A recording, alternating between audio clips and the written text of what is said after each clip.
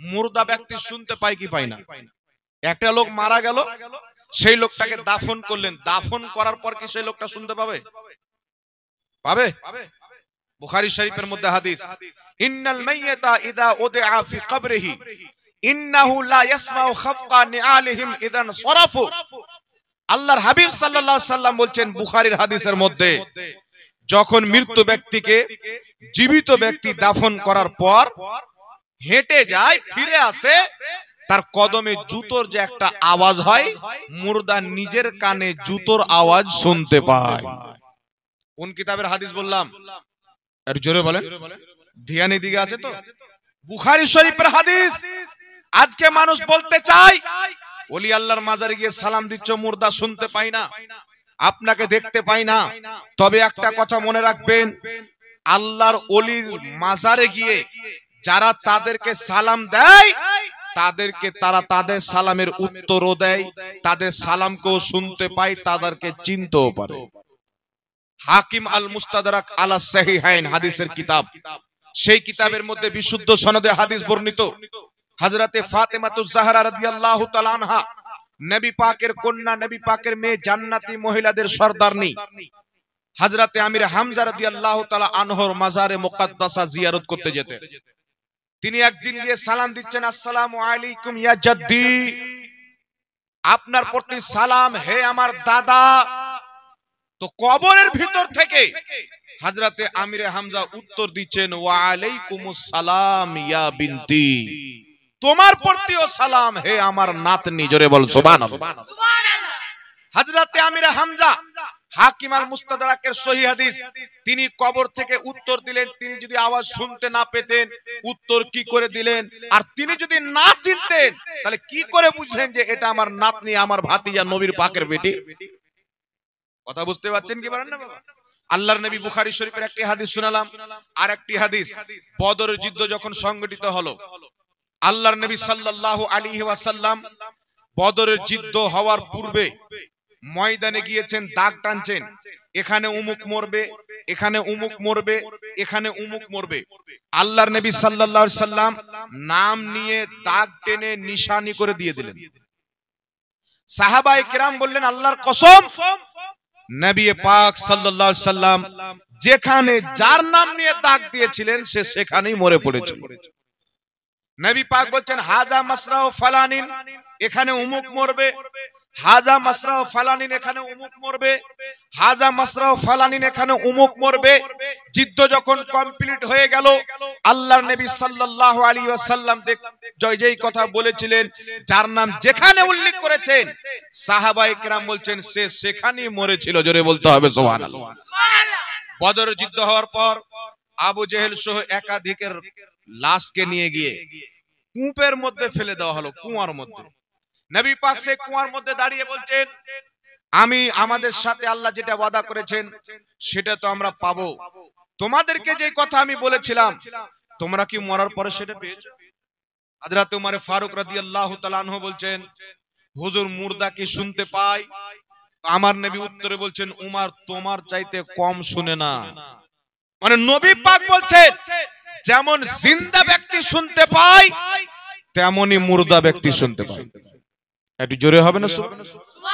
বুখারী শরীফের হাদিস, মুসলিম শরীফের হাদিস, কোন মায়ানলাল দুর্বল প্রমাণ করতে পারবে না। তাহলে আবু জেহেলের মতন বেঈমান, উতবা শাইবার মতন কাফির, যদি সে জীবিত ব্যক্তির আওয়াজ শুনতে পায়, তাহলে মুহাম্মদ রাসূলুল্লাহ কেন শুনতে পাবে না? আবু জেহেল তো মরে গেছে, আমার আপনার নবী এখন পর্যন্ত কবরে জিন্দা আছে। তাই রাসূল পাক বলছেন, মুসনাদে আবু ইয়ালার মধ্যে সহিহ হাদিস, আল আমবিয়াউ আহইয়াউন ফি কুবুরিহিম ইউসাল্লুন, আল্লাহর প্রত্যেক নবী নিজের কবরে জিন্দা, তারা নামাজ আদায় করে। সুবহানাল্লাহ। এবার আপনাকে বলতে চাই, আল্লাহর নবী দেখতে পায় কি পায় না? একটা কথা মনে রাখবেন, একজন ব্যক্তি যখন মারা যায়, সেই ব্যক্তির দেখার শক্তি বেড়ে যায়, শোনার শক্তি বেড়ে যায়। একজন জীবিত ব্যক্তি ফেরেশতাকে দেখতে পায় না, কিন্তু মানুষ যখন মারা যায়, তার ইন্তিকালের পর যারা তার লাশের পাশে থাকে তাদেরকেও দেখতে পায়, এবং আল্লাহ পাকের অসংখ্য ফেরেশতাকেও দেখতে পায়। ওই মরা ব্যক্তি ফেরেশতাদের আওয়াজকে শুনতে পায়, কিন্তু জীবিত ব্যক্তি তাদের আওয়াজকে শুনতে পারে না। কারণ ইমাম মুল্লা আলী কারি রাহমাতুল্লাহ আলাইহি বলছেন শারহুস শিফা সহ একাধিক কিতাবের মধ্যে, মানুষ যখন মারা যায়, বান্দা যদি আল্লাহর নেক বান্দা থাকে, আল্লাহ পাক তাকে এমন রুহানি শক্তি দেয়, সেই আল্লাহর নেক বান্দা যদি দূর থেকে তার কোনো চাহনেওয়ালা তাকে স্মরণ করে, তাহলে সেই ব্যক্তির আওয়াজ পর্যন্ত আল্লাহ শুনিয়ে দেয়। কে শোনায়? আল্লাহ শুনাইতে পারে কি পারে না? এই জোরে বলেন। কেউ যদি বলে না নবী শুনতে পায় না, তাহলে বলবেন আল্লাহ শুনাইতে পারে কি পারে না? তাহলে এটা তো অস্বীকার করতে পারবে না, তাহলে আল্লাহ শুনায়, আমার নবী শুনে। একটা হাদিস আপনাকে বলে দিই, একটু লক্ষ্য করে শুনেন। রাসূল করিম সাল্লাল্লাহু আলাইহি সাল্লাম আমাদের দুরুদের আওয়াজ শুনতে পায় কি পায় না? কিতাবটির নাম খাসাইসুল কুবরা, লেখক ইমাম জালালউদ্দিন সুয়ুতী রাহমাতুল্লাহ আলাইহি। তিনি একটি হাদিস লিখতেছেন, নবী পাকের চাচা হযরতে আব্বাস রাদিয়াল্লাহু তাআলা আনহু আমার আপনার নবীকে বলছেন, ইয়া রাসূলুল্লাহ, ইয়া হাবিবাল্লাহ, বাল্যকালের ঘটনা, শিশুকালের ঘটনাগুলির মধ্যে আপনার কি কোনো ঘটনা মনে আছে? আপনি যখন ছোট ছিলেন, বিভিন্ন রকমের আমরা খেলা খেলেছি, বিভিন্ন রকমের আমরা কাজ করেছি, তো সেগুলো কি আপনার কোনটা মনে আছে? তো আমার নবী উত্তরে কি বলছেন, চাচা শিশুকালের ঘটনা মনে আছে কিনা জিজ্ঞাসা করছো? আমি যখন আমার মায়ের গর্ভে ছিলাম, আমার মায়ের পেটে ছিলাম, লৌহে মাহফুজে আমার উম্মতের তকদির লেখা হচ্ছিল, আমি মুস্তাফা লৌহে মাহফুজের চলা কলমের আওয়াজ মায়ের গর্ভ থেকে আপন কানে শুনতেছিলাম, আপন কানে শুনতেছিলাম। আর একটি হাদিস আপনাকে শুনিয়ে দিই, শুধু আল্লাহর নবী নয়, বরং আল্লাহর নেক বান্দারা দূরকার আওয়াজ শুনতে পারে, দূর পর্যন্ত নিজের আওয়াজকে পৌঁছাতে পারে। আর একটি কুরআনুল কারীম খুলেন, সূরাতুল নামাল। হযরতে সুলাইমান আলাইহিস সালামের জামানায় একজন পিঁপড়ার দলের সর্দার পিঁপড়ার দলকে বলছে, তোমরা নিজের বিলে ঢুকে যাও, নিজের গর্তে ঢুকে যাও, কারণ সুলাইমান আলাইহিস সালামের লস্কর আসছে, তোমাদেরকে পায়ে যেন কুচলে মেরে না দেয়, তার জন্য তোমরা নিজের বিলে ঢুকে যাও। হযরতে সুলাইমান আলাইহিস সালাম কত মাইল দূর থেকে পিঁপড়ার আওয়াজকে শুনে মুচকি মেরে হাসলেন। পিঁপড়ার আওয়াজ কেউ শুনতে পায়? পিঁপড়ার আওয়াজ কেউ শুনতে পায় না, কিন্তু সুলাইমান আলাইহিস সালাম নিকট থেকে নয়, মিল দূর থেকে পিঁপড়ার আওয়াজকে শুনতে পেলেন। এখান থেকে বোঝা গেল সাধারণ পাবলিকের শোনার শক্তি আলাদা, নবীদের শোনার শক্তি আলাদা। সাধারণ পাবলিকের দেখার শক্তি আলাদা, সাধারণ পাবলিকের শোনার শক্তি আলাদা, আর নবীদের দেখা শোনার শক্তি আলাদা। আর একটা হাদিস বলি, রাসূল পাক বলছেন, আল্লাহ কোরআনে বলেছেন, সাব্বাহা লিল্লাহি মা ফিস সামাওয়াতি ওয়াল আরদ, জমিন আসমানে যা কিছু আছে আল্লাহ পাকের তাসবিহ পাঠ করে। এই প্রিয় মুসলমান, আপনার আমার নবী বলছেন, আসমান যখন আল্লাহর তাসবিহ পাঠ করে একটা আওয়াজ হয়, রাসূল পাক বলছেন, ওই আওয়াজ আমি নিজের কানে শুনতে পাই। আছে কোন পৃথিবীর মানুষ আসমানের তাসবিহ পাঠ করার আওয়াজ নিজের কানে শুনবে? শুধু তাই নয়, বুখারী শরীফের মধ্যে হাদিস, আল্লাহর নবী সাল্লাল্লাহু আলাইহি সাল্লামের একটা অভ্যাস ছিলেন, প্রত্যেক বছরের প্রথম মহিনাতে আল্লাহর নবী উহুদের শহীদগণের মাজার জিয়ারত করতে যেতেন। মুসান্নাফ ইবনে আবি শাইবার মধ্যে হাদিস, রাসূল পাকের ইন্তিকালের পর আবু বকর সিদ্দিক যেতেন, তারপর উমরে ফারুকও যেতেন। একদিন আল্লাহর নবী উহুদের শহীদগণের মাজার জিয়ারত করলেন, তারপরে মিম্বারে চাপলেন। রাসূল পাক বক্তব্য দিচ্ছেন, ইন্নী ওয়াল্লাহি লা আনজুরু ইলা হাউজিল আন, আল্লাহর নবী বলছেন, ইন্নী ওয়াল্লাহি, নিশ্চয়ই আল্লাহর কসম, লা আনজুরু ইলা হাউজিল আন, আমি নবী মুস্তাফা জমিনে দাঁড়িয়ে সাত আকাশের উপরে জান্নাত, জান্নাতে হাউজে কাউসার, আমি মুস্তাফা জমিনে দাঁড়িয়ে সাত আকাশের উপরে জান্নাতের হাউজে কাউসার দেখতে পাচ্ছি। কোন কিতাবের হাদিস? বুখারী শরীফের হাদিস।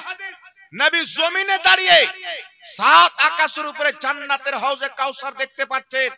তারপর মুসলিম শরীফের হাদিস, রাসূল পাক বলছেন ফারাআইতু মাশারিকহা ওয়া মাগারিবহা, আমি পূর্ব পশ্চিম পর্যন্ত দেখতে পাই।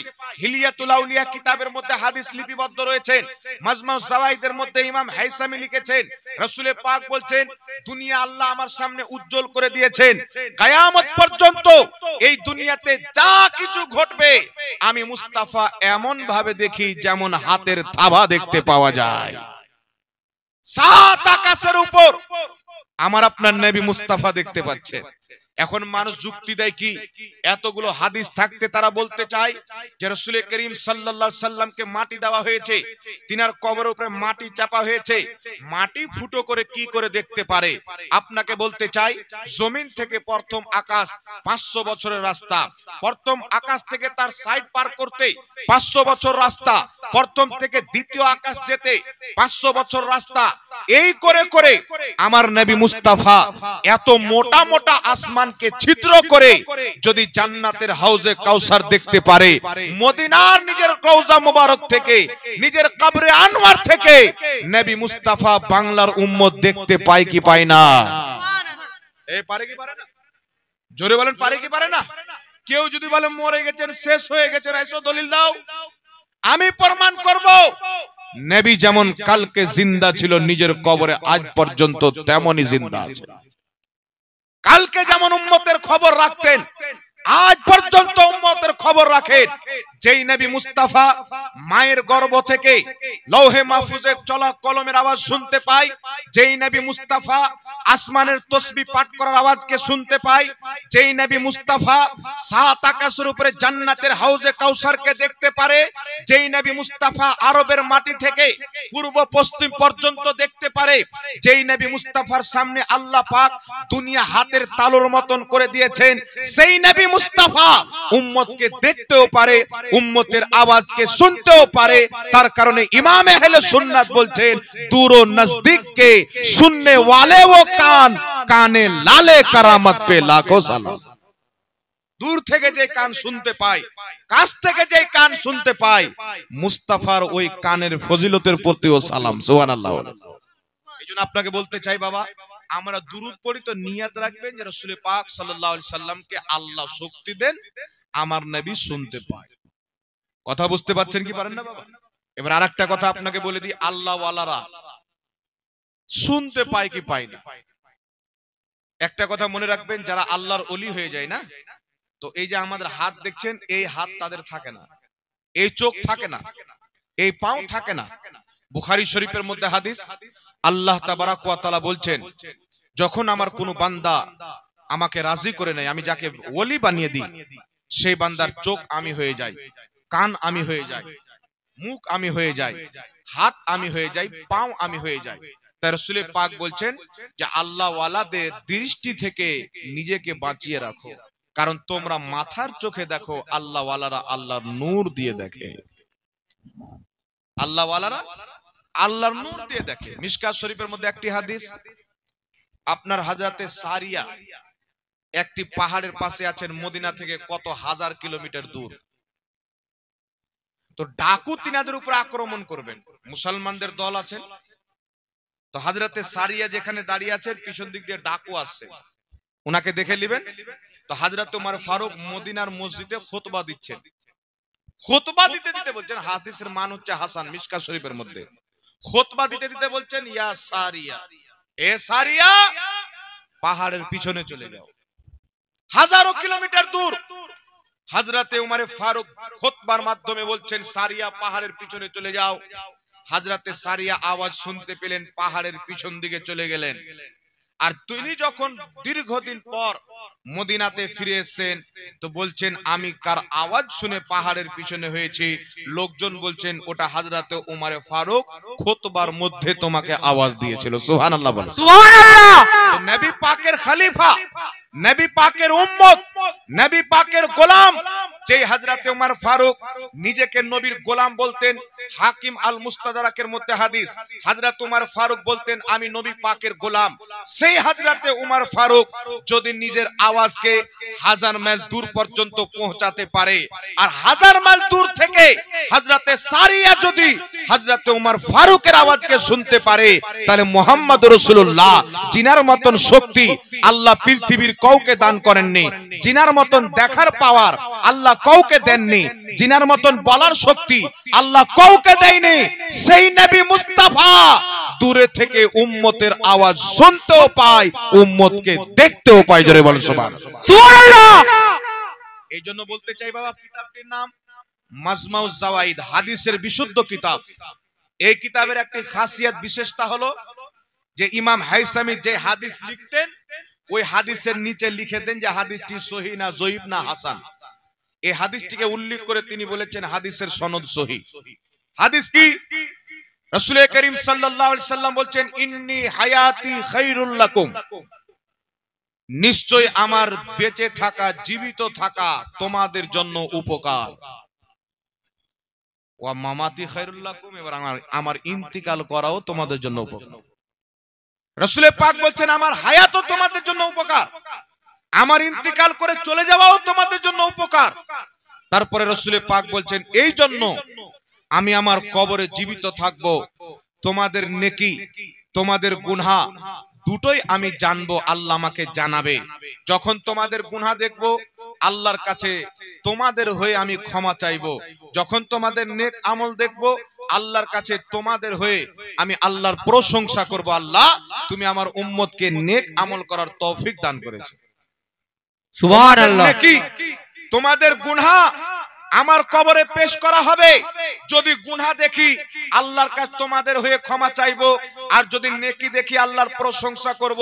এখান থেকে বোঝা গেল আল্লাহর নবী মুস্তাফা আজ পর্যন্ত নিজের রওজা মুবারকের থেকে উম্মতের উপকারও করতে পারে, উম্মতের সহযোগিতাও করতে পারে। সুবহানাল্লাহ।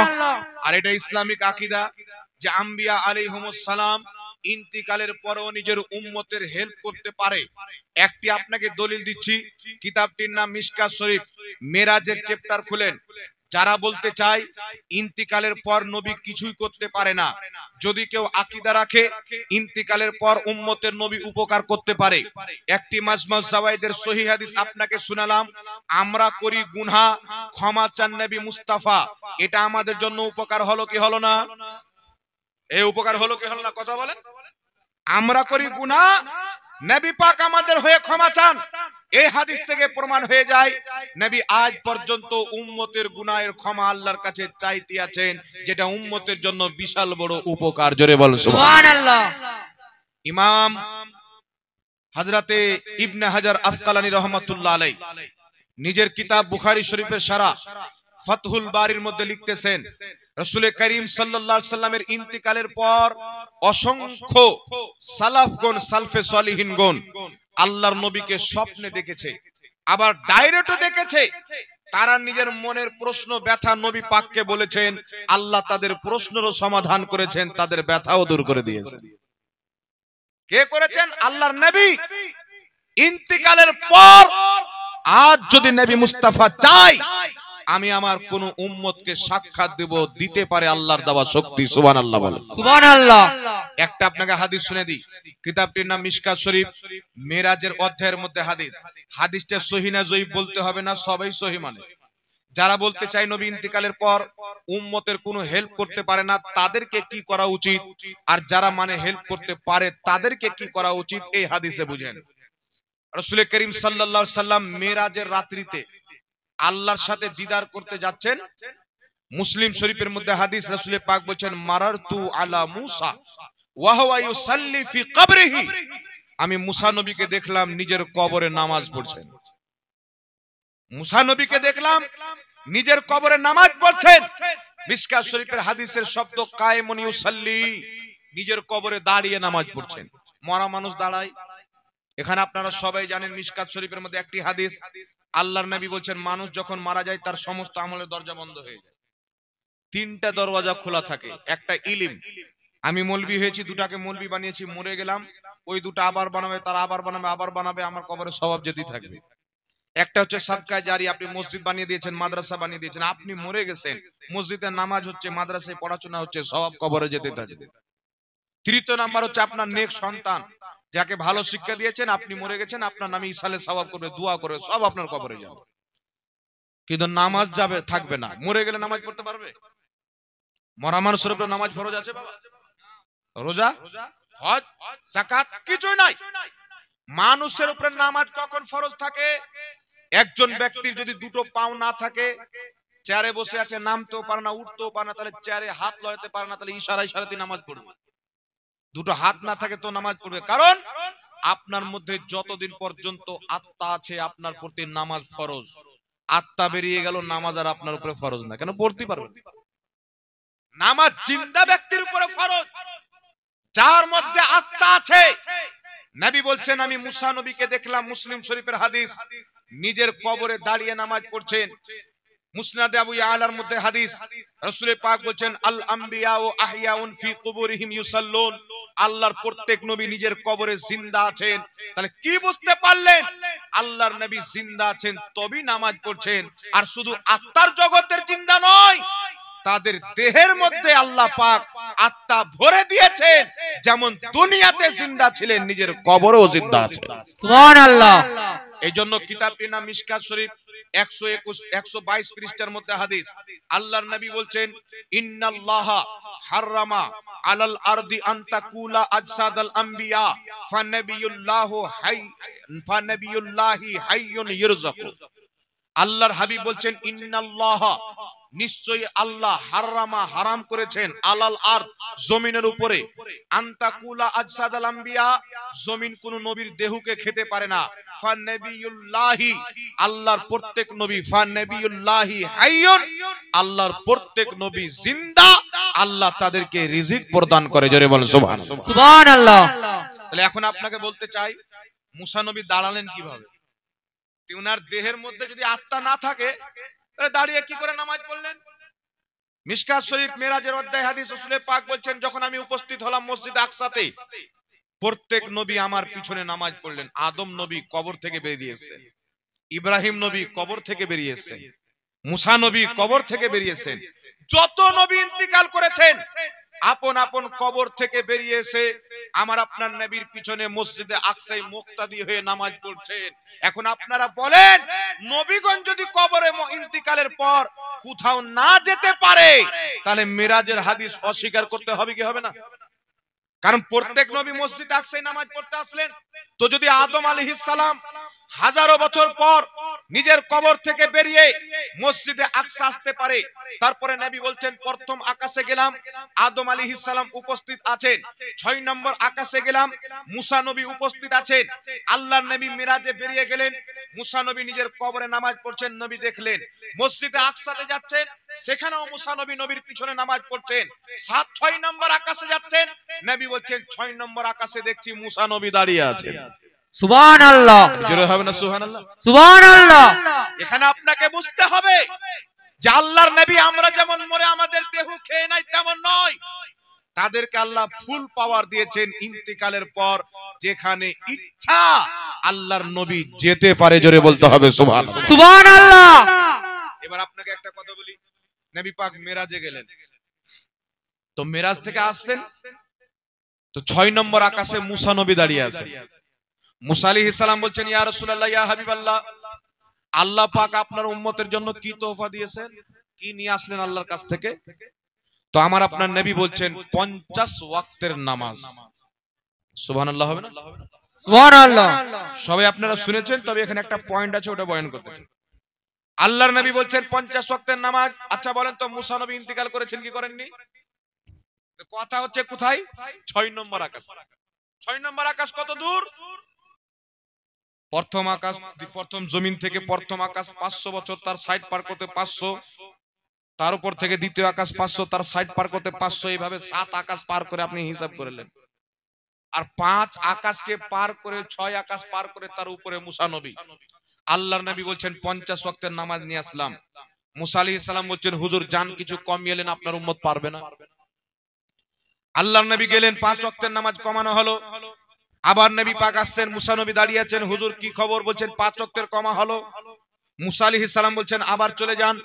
রাসূলে কায়নাত সাল্লাল্লাহু আলাইহি সাল্লাম আবার গেলেন, আবার 5 ওয়াক্তের কমানো হলো। এই করে করে মুসা নবী আমার আপনার নবীকে 45 ওয়াক্তের নামাজ কম করালেন। 9 বার পাঠালেন, 45 ওয়াক্তের নামাজ কম করালেন। এখন আপনাকে বলতে চাই, সর্বপ্রথম নামাজ আল্লাহ দিয়েছিলেন 50 ওয়াক্তের। মুসা নবীর পরামর্শে আল্লাহর নবী গিয়ে গিয়ে 45 ওয়াক্তের কমালেন। আর এই ঘটনা ঘটছেন, মুসা নবী আমাদের উপর থেকে 45 ওয়াক্তের নামাজকে কমিয়ে দিচ্ছেন পরামর্শ দিয়ে, ইন্তিকালের পরে না আগে? ইন্তিকালের পরে। তো মুসা আলাইহিস সালাম ইন্তিকালের পরে 6 নম্বর আকাশে আল্লাহর নবীকে পরামর্শ দিয়ে 45 ওয়াক্তের নামাজকে কমালেন। এখন যারা বলতে চায় ইন্তিকালের পর নবী কোনো উপকার করতে পারে না, তারা যদি নিজের ফতোয়াতে অটল থাকে, আর যদি বাপের বেটা থাকে, তাকে 5 ওয়াক্তের নামাজ নয় 50 ওয়াক্তের নামাজ পড়তে হবে। কত ওয়াক্তের নামাজ পড়তে হবে বাবা? 50 ওয়াক্তের নামাজ পড়তে হবে।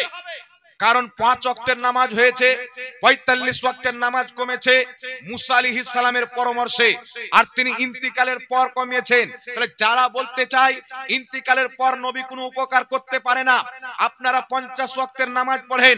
আমরা আহলে সুন্নাত ওয়াল জামাতের আকীদা, ইন্তিকালের পর নবী যদি নিজের রওজাতে হাত তুলে দেয়, আল্লাহ উম্মতের গুনাহ maaf করে দিবে, আল্লাহ উম্মতের পাপকে ক্ষমা করে দিবে।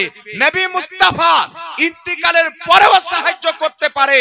যারা এই আকীদা রাখবে তারা 5 ওয়াক্তের নামাজ পড়বে, আর যারা বলে মরে মাটির সাথে মিশে গেছে তাদেরকে 50 ওয়াক্তের নামাজ পড়তে হবে। কথা বুঝতে পারলেন কি পারলেন না বাবা? তাহলে তারা নবীকে মরে মাটির সাথে মিশে যাওয়া তাকওয়াতুল ঈমান কিতাবে লিখেছে। তারা যদি 5 ওয়াক্তের নামাজ পড়ে তো ভুল করছে না ঠিক করছে? তাদের ফতোয়া অনুযায়ী তো ভুল করছে, 50 ওয়াক্তের নামাজ হয়েছিল। এই জন্য বাবা আপনাকে বলতে চাই, নবীগণের মর্যাদা হচ্ছে আলাদা, আমাদের মর্যাদা হচ্ছে আলাদা। আল্লাহ তিনাদেরকে এমন রুহানি শক্তি দেন, তারা একই সমাতে নবী দেখছেন। আচ্ছা বলেন তো, মেরাজের রাত্রিতে সবচাইতে তেজ চলনেওয়ালা সাওয়ারি কার কাজ ছিল? আমাদের নবীর কাজ, বুরাক, জান্নাতি সাওয়ারি। নবী পাককে 7 আকাশ পার করে, লামাকা পার করে, সিদরাতুল মুনতাহা নিয়ে গেলেন, আরশে আযামে নিয়ে গেলেন। আরশে আযাম 7 আকাশ লামাকা পার করে বহু দূরে। আর যদি আপনি দুনিয়ার কোন রকেটে যান, জমিন থেকে প্রথম আকাশ 500 বছর লেগে যাবে। তাহলে আপনি বলেন তো বাবা, সবচাইতে তেজ রাফতার সাওয়ারি কোনটা? বুরাক। কত মিনিটে গিয়েছিলেন? সেকেন্ডও লাগেনি। গেলেন, আল্লাহর সাথে দিদার করলেন, নবীজের নামাজ পড়ালেন মুহূর্তের মধ্যে। নবী আমার আসছেন তো দরজা খুলেছিলেন, জিঞ্জির হিল চলে এখনো হিলতি আছে সেকেন্ডের মধ্যে। এত বোরাকের রাফতার, এত পাওয়ার। এবার আপনারা আমাকে বলেন, মুসা আলাইহিস সালামের কাছে বোরাক ছিল না। মুসা আলাইহিস সালাম নিজের কবরে নবী দেখছেন, নামাজ পড়ছেন। মুসলিম শরীফের হাদিস অস্বীকার করলে ধ্বংস হয়ে যাবে। তারপর নবী পাক বলছেন, আমি যখন আকসাতে গেলাম মুসা আমার পিছনে নামাজ পড়লেন, এটাও সহিহ হাদিস। তারপরে রাসূল বলছেন, আমি 6 নম্বর আকাশে গেলাম, সেখানে মুসা নবী আমাকে পরামর্শ দিলেন। 9 বার দেখা হলো। একই মুসা, একটা না দুটা? মুসা আলাইহিস সালাম একজন না 4-5 জন? একজন মুসা আলাইহিস সালাম নিজের কবরে নামাজ পড়ছেন, আবার মসজিদ আকসাতে নামাজ পড়ছেন, আবার নবীর পূর্বে 6 নম্বর আকাশে চলে গেছেন। তো সবচাইতে তেজ রাফতার সাওয়ারি তো নবী পাকের কাছে ছিলেন। তো এটা মানতে হবে মুসা আলাইহিস সালামের কাজ, নবুয়তের পাওয়ার। নবী বোরাকের পাওয়ার ব্যবহার করেছিলেন, মুসা আলাইহিস সালাম নবুয়তের পাওয়ার ব্যবহার করেছিলেন। তাই একই মুহূর্তে আম্বিয়ায়ে কেরাম যত জায়গায় ইচ্ছা যেতে পারে। বলেন সুবহানাল্লাহ। সুবহানাল্লাহ। একটা एग्जांपल আপনাকে আর দিয়ে দিই দলিলের আলোতে। আপনারা বলেন তো বাবা, আল্লাহর নবী সাল্লাল্লাহু আলাইহি সাল্লামের আত্মা কে কবজ করেছিলেন? মালকুল মউত ইসরাইল আলাইহিস সালাম। কেউ আজরাইল বলেন, কেউ ইসরাইল বলে। এক জায়গায় আমি ইসরাইল আলাইহিস সালাম বলেছি, একটা লোক বলছে হুজুর নামটাই ভুল বলছেন, আজরাইল বলেন। তা আসলে ইসরাইল আলাইহিস সালাম আছে।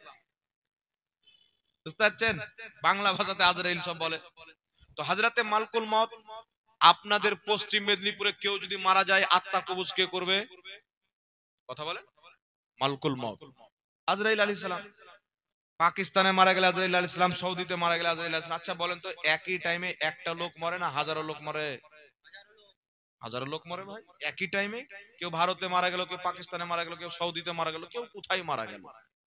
তো মালকুল মউত একজন না যতটা লোক মরবে ততজন? একজন মালকুল মউত। চিন্তা করেন আল্লাহর কুদরতি শক্তি।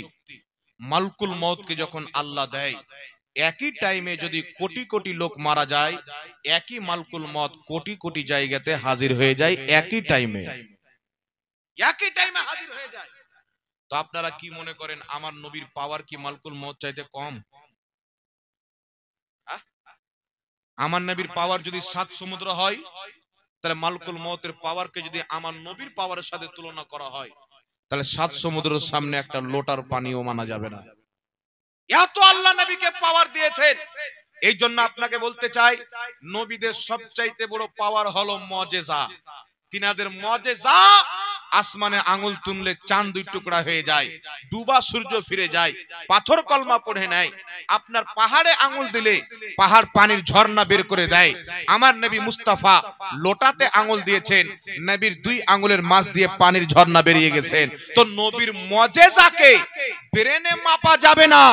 নবীর মুজিজা দুনিয়ার সবচাইতে বড় শক্তি, আল্লাহর দেওয়া কুদরত। জোরে বলতে হবে সুবহানাল্লাহ, সুবহানাল্লাহ। এইজন্য বলি বাবা, নবী আল্লাহ মুজিজা দেন আর ওলিগণকে কারামত দেন। এখন আমাদের এখানে অনেক আলিম উলামা বয়ান করে থাকেন যে গওস পাক মুর্দা জিন্দা করতেন, বলে কি বল না ভাই? বড় পীর আব্দুল কাদের জিলানী মুর্দা জিন্দা করতেন। এখন বর্তমানে কিছু মৌলবি বেরিয়েছেন বলে গওস পাক মুর্দা জিন্দা করতেন। এগুলো সব ভণ্ডামো, ফালতু কথা। আল্লাহ ছাড়া কেউ মুর্দা জিন্দা করতে পারে না। তো আপনারা বলেন তো বাবা, কুরআনুল কারীমের মধ্যে ঈসা আলাইহিস সালামের ঘটনা লিখেছেন, উনি মুর্দাকে জিন্দা করতেন। তো যারা বলে আল্লাহ ছাড়া কেউ মুর্দা জিন্দা করতে পারে না, তাকে বলেন যে ঈসা আলাইহিস সালামকে তুমি কি মানো? উনি তো আল্লাহর নবী। যারা অসুস্থ তাদেরকে তিনি শেফা দান করতেন, যারা অন্ধ তাদের চোখের জ্যোতি ফিরিয়ে দিতেন, আর মুর্দাকে বলতেন কুম্বে ইজনিল্লাহ, আল্লাহর হুকুমে জিন্দা হয়ে যাও, তো জিন্দা হয়ে যেত। তো গওস পাক মুর্দা জিন্দা করতেন, আর কি কোনো দলিল আছে? সমস্ত দলের গ্রহণযোগ্য ইমাম, যিনার নাম হচ্ছেন ইমাম তাজউদ্দিন সুবকি রাহমাতুল্লাহ আলাইহি, তিনি একটি কিতাব লিখেছেন। কিতাবটির নাম হচ্ছে আত-তাবকাতুল শাফিয়াতুল কুবরা। এই কিতাবের মধ্যে লিখতেছেন যে কারামত 10 প্রকার। অনেক কেউ বয়ান করেছেন, কিন্তু ইমাম তাজউদ্দিন সুবকি রাহমাতুল্লাহ আলাইহি বলছেন আমি জানি কারামত হচ্ছে 100 প্রকার। তার মধ্যে একটি প্রসিদ্ধ কারামত হচ্ছে মুর্দাকে জিন্দা করা। আর তিনি সেই কিতাবের মধ্যে একটি কারামত উল্লেখ করেছেন, যিনাকে লামাযহাবীয় মুহাদ্দিস মানেন, যিনাকে দেওবন্দীয় মুহাদ্দিস মানেন, যিনাকে সুন্নিয় মুহাদ্দিস মানেন, বহুত বড় ইমাম, তিনি নিজের কিতাব তাবকাতুশ শাফিয়াতুল কুবরার মধ্যে লিখতেছেন। কি লিখতেছেন? যে গওস পাক রাদিয়াল্লাহু তাআলা আনহু একদিন মুরগার মাংস খেলেন, একটা চাদরের উপরে হাড্ডিগুলোকে ফেললেন, আর জমা করে চাদরে ঢাকার পর বলছে কুম্বে ইজনিল্লাহ, মুর্দা জিন্দা হয়ে গেল, মুরগা জিন্দা হয়ে গেল। এটা আমার বক্তব্য নয়। ফাতোয়া যদি মারতে হয় ইমাম সুবকির উপরে মারো। এখন আমি তো বয়ান করলাম তিনার কথা, তো দোষারোপ যদি হয় তো আমি হব না তিনি হবে বাবা? কথা বলেন। আমি তো তিনার কথা কোট করে আপনাকে প্রমাণ করতে চাই মুহাদ্দিসদের কি আকীদা ছিল, আপনার পূর্বের মুসলমানদের কি আকীদা ছিল, সালাফদের কি আকীদা ছিল। আজকে সালাফি নাম রেখে আউলিয়া আল্লাহর কারামতকে অস্বীকার করে। একটা কথা মনে রাখবেন, আকীদার কিতাব শারা কায়েদে নাসাফির মধ্যে লিপিবদ্ধ রয়েছেন, আল কারামাতু হাক্কুন, ওলিয়া উলিয়ার কারামত হলো সত্য। জোরে বলেন সুবহানাল্লাহ, সুবহানাল্লাহ। তো হাজার বছর পূর্বের মুহাদ্দিসগণ, শত শত বছর পূর্বের ইমাম নিজের কিতাবের মধ্যে লিখেছেন যে বড় পীর আব্দুল কাদের জিলানী গৌসে আজম মুর্দাকে জিন্দা করেছেন। পূর্বের মুহাদ্দিসদের যেটা আকীদা, আহলে সুন্নাত ওয়াল জামাতেরও সেটাই আকীদা। এখন এই না পেরে এটা কি করে হতে পারে, আমরা কেন পারি না? তো তুমিও পেরে নিবে, তো তোমার মধ্যে আর আল্লাহর ওলির মধ্যে তফাৎ কি থাকবে? কি বলেন? এবার আপনাকে কোরআন থেকে কারামত প্রমাণ করছি, শুনেন। কুরআন দ্বারা কারামত প্রমাণিত। আল্লাহ পাকের কোরআন, হুদহুদ নামক পাখি সুলেমান আলাইহিস সালামকে এসে বলছেন বিলকিস, উনি একজন অমুসলিম, তো বলছেন হুজুর ওকে যদি আপনি দাওয়াত দেন তো হয়তো ইসলাম কবুল করে নেবে। সুলেমান আলাইহিস সালাম চিঠি পাঠালেন, সব ব্যবস্থা হলো, উনি আসতে রাজি হলেন। উনি একটা কারামত দেখতে চাইলেন, মুজিজা দেখতে চাইলেন। তো বিলকিস আসবে হযরতে সুলেমান আলাইহিস সালামের সিংহাসন থেকে মানে রাজত্ব থেকে বিলকিস যেখানে আপনার সিংহাসন ছিল ওই রাস্তা হচ্ছে আপনার মোটামুটি 2 মাস কম বেশি। কত মাস? ওই জামানার যে তেজ রাফতার সাওয়ারি ছিল, উট, ঘোড়া, গাধা, ওইগুলো সাওয়ারিতে 2 মাস লাগতো যেতে। কত দূর হবে আপনারা ভেবেলেন? হ্যাঁ, 2 মাসের দূরত্ব। তো সুলেমান আলাইহিস সালাতু ওয়াস সালাম বসে আছেন, বিলকিস আসছেন, কয়েক মিনিটে ঢুকে যাবে। তো সুলেমান আলাইহিস সালামের দরবারে জিন্নাতও থাকতেন আর ওনার উম্মতও থাকতেন। তো সুলেমান আলাইহিস সালাম বলছেন, তোমাদের মধ্যে কে আছো যে বিলকিসের আমার দরবারে উপস্থিত হওয়ার পূর্বে তার সিংহাসনটা আগে উপস্থিত করে দিবে? তো একজন জিন্নাত দাঁড়ালো বড় বড় চোখ নিয়ে। জিন্নাত দাঁড়ার পরে বলছেন, হুজুর আপনি আমাকে অনুমতি দেন, আমাকে চান্স দেন, আপনার এই মজলিস খতম করার পূর্বে আমি হাজির করে দেব। মানে ধরেন মজলিসে উনি কমপক্ষে বর্তমানে একটা বুঝার জন্য বলছি 2-2.5 ঘন্টা বসতেন। তো জিন্নাত বলল 2-2.5 ঘন্টা টাইম দেন। জিন্নাতকে, যাকে মানুষের চাইতে কিছু কিছু ক্ষমতা আল্লাহ পাক বেশি দান করে সাধারণ মানুষ চাইতে। তো সুলেমান আলাইহিস সালাম বলছেন, না বিলকিস তো এই তো চলে আসতেছে, মাত্র কয়েক মিনিটের মধ্যে পরিবেশ করবে, আর 2-2.5 ঘন্টা টাইম চাচ্ছ, তাহলে হবে না, এরও আগে কে আনতে পারবে? তো আরেকজন ব্যক্তি দাঁড়ালেন, আল্লাহ পাক বলছেন ক্বালাল্লাযী ইনদাহু ইলমুম মিনাল কিতাব, এমন একজন ব্যক্তি দাঁড়ালেন যাকে আল্লাহ কিতাবের জ্ঞান দান করেছিলেন। তিনার নাম হচ্ছে আসিফ বিন বারখিয়া। তিনি কোনো জিন্নাত ছিলেন না, ফেরেশতা ছিলেন না, আল্লাহ পাকের ওলি ছিলেন। সুবহানাল্লাহ বলেন। সুবহানাল্লাহ। সুলেমান আলাইহিস সালামের উম্মতের ওলি আসিফ বিন বারখিয়া দাঁড়িয়ে বলছেন, হুজুর আনা আতিকা বিহি ক্বাবলা আইয়ারতাদ্দা ইলাইকা তারফুক, আপনি আমাকে অনুমতি দেন, আপনার চোখের পলক বন্ধ করে খোলার পূর্বে বিলকিসের সিংহাসন হাজির করে দেব। জিন্নাত বলছে 2-2.5 ঘন্টা টাইম দেন, আর আল্লাহর ওলি বলছে চোখের পলক খুলে বন্ধ করে খোলার পূর্বে হাজির করে দেব। এটা কে বলছেন? একজন আল্লাহর ওলি। আচ্ছা বলেন তো বাবা, সুলেমান আলাইহিস সালামের যিনারা ওলি ছিলেন উনার উম্মতের, তাদের শক্তি পাওয়ার মর্যাদা বেশি না মুহাম্মদ রাসূলুল্লাহর উম্মতের ওলির শক্তি পাওয়ার বেশি? যেমন নবীদের মধ্যে আমার নবীর তুলনা নাই, আমার নবীর উম্মতের ওলি গস পাকের মতো কোন নবীকে আল্লাহ ওলি দান করেন। জোরে হবে না সুবহানাল্লাহ?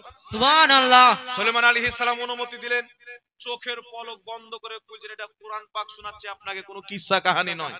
চোখের পলক বন্ধ করে খুলে দেখছেন সামনে সিংহাসন হাজির আছে। মুহূর্তের মধ্যে, সেকেন্ডও লাগেনি। এখান থেকে কি প্রমাণ হলো? যারা নিজেকে আল্লাহর মহব্বতে বিলিয়ে দেয়, আল্লাহ দূর এবং কাছ, আল্লাহ নিজের ওলির জন্য দুটোকে সমান করে দেয়। জোরে বলতে হবে সুবহানাল্লাহ। সুবহানাল্লাহ। আরে কারামত কোরআন থেকে প্রমাণ আছে না নাই বাবা? এটা বিনা কারামতে কেউ যদি গাড়ি নিয়ে যান আনতে পারবেন? চোখের পলক বন্ধ করে খোলার আগে আনতে পারবেন? রকেট নিয়ে যান তো পারবেন? দুনিয়ার কোনো মেশিন তৈরি হয়নি আর হবে না। এই পাওয়ার হচ্ছে রুহানি পাওয়ার, এই পাওয়ার হচ্ছে আমলের পাওয়ার, ইসমে আযামের পাওয়ার। তাফসীরে কিতাবের মধ্যে এসেছেন। এই জন্য বাবা, যারা আল্লাহর ওলি হয় তাদের ক্ষমতা, তাদের পাওয়ার আল্লাহ তাবারাক ওয়া তাআলা অনেক বাড়িয়ে দেয়। একটু জোরে বলতে হবে সুবহানাল্লাহ। সুবহানাল্লাহ। আর একটু লেহাকে বলিয়ে না সুবহানাল্লাহ। সুবহানাল্লাহ।